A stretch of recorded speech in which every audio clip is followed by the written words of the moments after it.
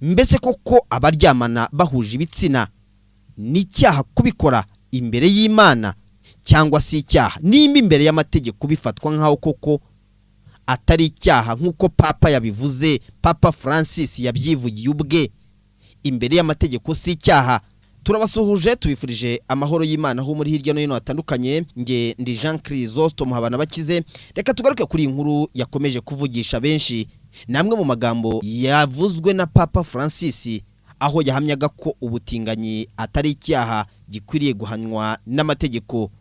Mbese bamwe mu banyamadini n'amatorero bumva bate iki kintu kijyanye n'ubutinganyi? Mu itorero ry'Abangilikani ho hacitsemo ibice, bamwe bemera iby'ubutinganyi abandi barabihakana. N'umushumba wa Kiliziya Gatolika ku isi Papa Francis aho yanenze amategeko afata ubutinganyi nk'icyaha, avuga ko abogamye bitewe nuko Imana ikunda abana bayo uko bameze kose. Nawe urumva igikubiye muri iri jambo yashize cyangwa se yavuze, maze asaba abasenyeri Gatolika kwakira abo mu muryango w'abatinganyi muri Kiliziya bakabakira nk'abantu nk'abandi. Papa Francis yagize ati kuba umutinganyi ntabwo ari icyaha imbere y'amategeko, ubwo bivuze ko imbere y'Imana gusa, imbere y'amategeko ntibibe icyaha. Kiliziya yakuye kirazira.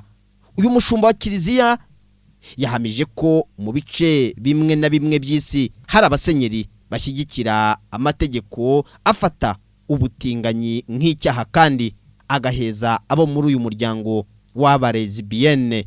Icyakora yahuje iyo myitwarire n'umuco n'amateka by'ahantu runaka, avuga ko by'umwihariko abasenyeri bakwiriye guhinduka bakubaha agaciro ka buri muntu. Yagize ati abasenyeri bagomba gutangira urugendo rw'impinduka, bakwiriye kugirira ubugwaneza buri wese nk'uko Imana ibigirira buri wese muri twe. Abasenyeri bagomba gutangira urugendo rw'impinduka, bakwiriye kugirira ubugwaneza buri wese kuko nk'uko Imana ibigirira buri wese muri twe. Ibihugu bigera kuri 67 ku isi cyangwa ubucamanza bwabyo bihana ibikorwa by'abaryamana bahuje ibitsina. Ibigera kuri 11 bishobora no guhanisha igihano cy'urupfu ababikora, nk'uko bigaragara n'urwego rwitwa The Human Dignity Trust ruharanira ako aya mategeko akurwaho. Inzobere zivuga ko naho bene aya mategeko atarajyaho batabura gutesha agaciro no guheza cyangwa se guhohotera abaryamana bahuje ibitsina. Aha kandi Papa yavuze ko ari ngombwa gutandukanya icyaha imbere y'amategeko n'icyaha imbere y'Imana kubyerekeye ubutinganyi. Aha yongeyemo agira ati kuba umutinganyi si icyaha gihanwa n'amategeko, yego, ariko n'icyaha imbere y'Imana.